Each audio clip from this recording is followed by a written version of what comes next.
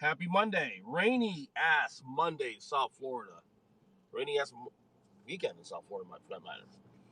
Spend a couple minutes with you guys real quick. Just trying to get up to school. The Patriots finally lose yesterday. Not surprised, actually, if you listen to me on my podcast last week. I said the Patriots will actually lose that game. But if I'm a Pats fan, I wouldn't be concerned because the reasons why I stated that the Pats lose this game is this. I think Bill Belichick realizes that he'll see this team again in the playoffs, the Ravens in the playoffs. And because of that, I think the Pats have going to the game down a 3-game league in the AFC because everybody else in the AFC under New England is pretty much in this big glut of like mixture of whatever. Texans, Chiefs, all the other teams below New England, really aren't challenging New England anyway in the conference for best record. So there's a little bit of a margin of error for the Patriots anyway coming to the game. And I think Bill Belichick, because I believe he's going to see this Baltimore team in the playoffs at some point, use this game as a throwaway to see what the hell they have. Not throwing the kitchen sink at Lamar Jackson yet. Okay? So I think, if this game's played again in Foxborough, I would reckon to bet that'd be a different result. Now, I'm not going to say New England actually played good yesterday because they played pretty bad. I mean, the fact they shouldn't even been in that game. Well, Baltimore kind of hurt themselves in the first half, all those turnovers and stuff. But I will say this, like I said, I think Bill Belichick uses it as a throwaway game. I think he'll see this team again in the playoffs sometime in January, and I think he'll use what he learned. He'll take what he learned from this game into the game to adjust in January. Now, like I said, I don't necessarily want New England to win again, but I also know how Bill Belichick thinks, and in some senses, you got a 20-year sample of greatness here. A lot of times you'll lose to a team in the end of the season and then come back and beat them in the postseason because of the adjustments he makes later on. But yeah, as a Pats fan, you should be concerned to some degree. The offense again, had some good moments here and there. I will say the O-line played a little better yesterday, though. I will say that. But yeah, this is a throwaway game, I believe, for New England. Really, no one's surprised here. I mean, you will hear on talk this week about like, oh well, the Pats finally lost a good team. Are they really as good as they think they are? Well, here's the thing: the Pats get benefit of the doubt because of who they are. Because when they play the good teams eventually, especially in January, they take care of business and deserve that. They deserve to have the benefit of the doubt because they have 6 titles in 20 years. It's just that simple. So Lamar Jackson played great yesterday. Like I said, throwaway game for the Pats in some senses. But if you're a Ravens fan, though, you should be happy, excited. This is a good team. The Ravens not beating the Patriots. They're beating the Seahawks. They're beating some really good wins this year. They almost beat the Chiefs early in the year, too. So a couple good wins. I mean, definitely, Lamar Jackson, is he MVP? I don't go that far. He's definitely in the conversation. Probably second, maybe even third tier MVP discussion. But overall, good performance for the Ravens overall, other than the mistakes early in the game. I told y'all also too that not to be surprised, but I picked the upset. The Chargers beating the Packers, and that's what happened. Not surprised there. Letdown game, desperate Chargers, all that. By the way, I went 4-1 on my picks this weekend. On my gambling picks. The only loss was the fucking Browns, who can't beat a starting rookie quarterback. They suck. That team sucks.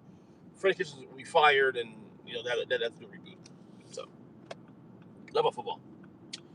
How about my Miami Heat? The Heat are 5-1. The Heat 5-1. Ladies and gentlemen, this team is fun to watch. This team beat the living shit out of Houston last night.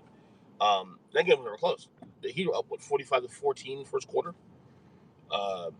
This is a fun team, man. This is the team that Eric Spoelstra always wanted.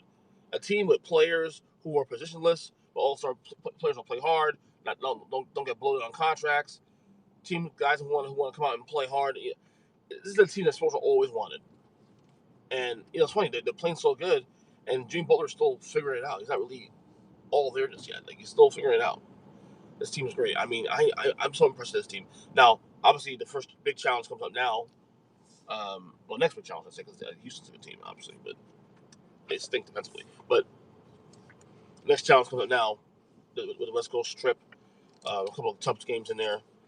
I believe the Lakers are in there as well too. So I'm just happy. 5-1 Heat played great. Really impressed. Guys that want to play hard for each other. Guys that just want to come out and ball. This is a different team from the last couple of years. Riley, Pat Riley, obviously not satisfied with what this team has been the last couple of years. You pay a lot of these guys, the Deion Waiters, Hassan Whiteside, James Johnson of the world, and then you put some vote of confidence in these guys, and then they fail. So now they got to reboot now, and now they got these young kids, and Kendrick Nunn didn't play great last night. But again, you're getting contributions from different guys every other night. One night you have Myers Leonard playing great. One night you have Goran Dragic playing great. And by the way, I'm so proud of Dragic, especially too. Selfless player. When I said last week on Twitter that he was my top 5 all-time favorite player, had nothing to do with the fact that he's of his play. People say, "Oh, well, LeBron, Wade," and I get that. The reason I love Dragic is his character. He did something this year that he didn't have to do. Like he's still a top 10, 15 something.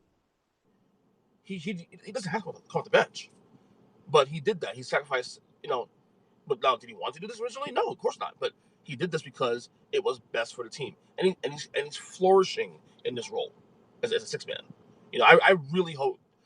And people saying, "Well, we got to trade Dragic for the year's over." Like, no, I don't want Kyle Lowry. I don't want Chris Paul here.